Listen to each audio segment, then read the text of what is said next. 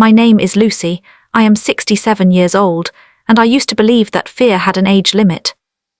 I thought by the time your hair turns silver and your hands memorize the weight of everyday life, fear becomes quieter, more polite.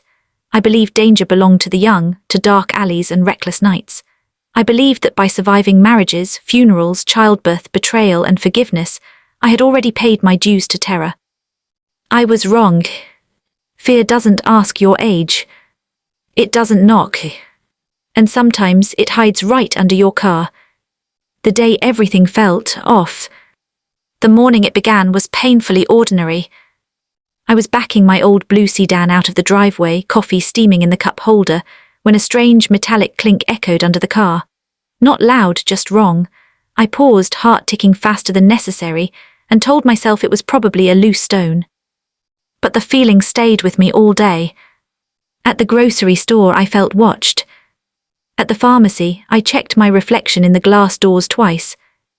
At home, I locked the door before I even set my purse down.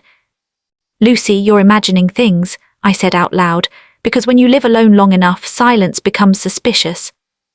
Still that night, sleep wouldn't come. Around 2 a.m., I remembered something my late husband once told me after his brief, disastrous attempt at private investigation. If you ever feel like something's wrong, check your car first. I don't know why, but at dawn, with stiff knees and a flashlight trembling in my hand, I knelt beside my car.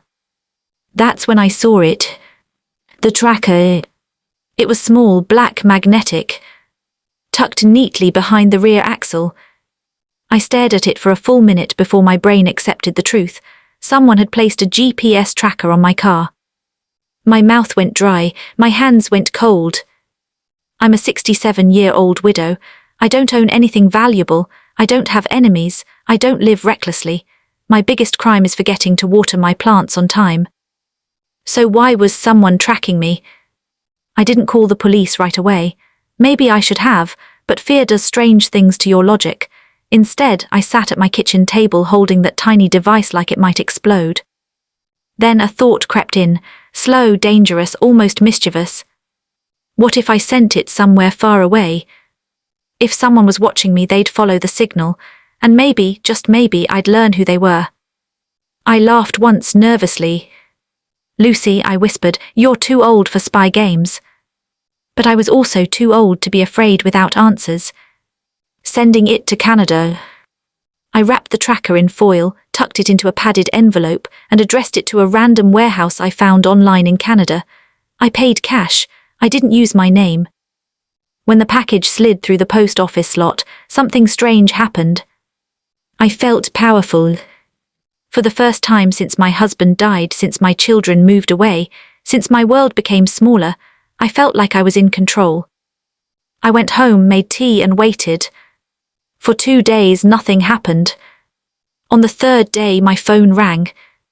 Unknown number. I almost didn't answer. Almost. The call that stopped my heart. Mrs. Lucy Harper, a man asked. My blood ran cold. I hadn't used my last name on anything.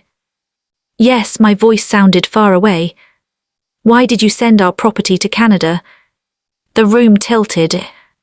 I don't know what you're talking about, I lied badly. A pause, then a chuckle. Ma'am, he said softly, we know where you live, we know where you shop, we know when you're alone. My knees buckled, I sank into a chair. You made a mistake, he continued. That device wasn't meant for you. I swallowed, then why was it under my car? Another pause, this one heavier. Because, he said, you were convenient. The truth unravels. What followed felt like a nightmare unfolding in daylight. The man explained, calmly, almost politely, that I lived near a route used for illegal shipments. They used neutral vehicles to track patterns, avoid suspicion. My car. My life. I was never the target, I was the camouflage.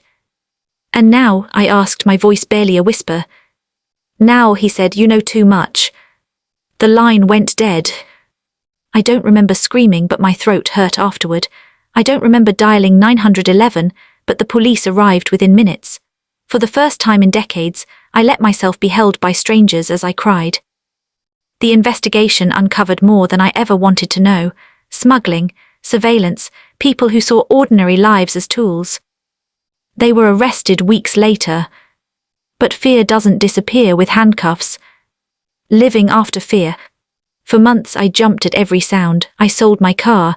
I moved houses. I slept with the lights on. But slowly something else grew inside me. Strength. I realized something profound. They chose me because they thought I was invisible. Old, alone, harmless. They were wrong. I spoke at community meetings. I warned neighbors. I shared my story. And in doing so I reclaimed something fear tried to steal: my voice. The moral. Here is the truth I want you to remember. Evil doesn't always come screaming. Sometimes it hides quietly beneath your life, counting on your silence. Trust your instincts, especially when the world tells you you're too old, too small, too insignificant to matter. You matter. Your awareness matters. Your courage matters. And sometimes, the bravest thing a 67-year-old woman can do is refuse to stay invisible. My name is Lucy. I am 67 years old. And I survived because I listened to fear, but I didn't obey it.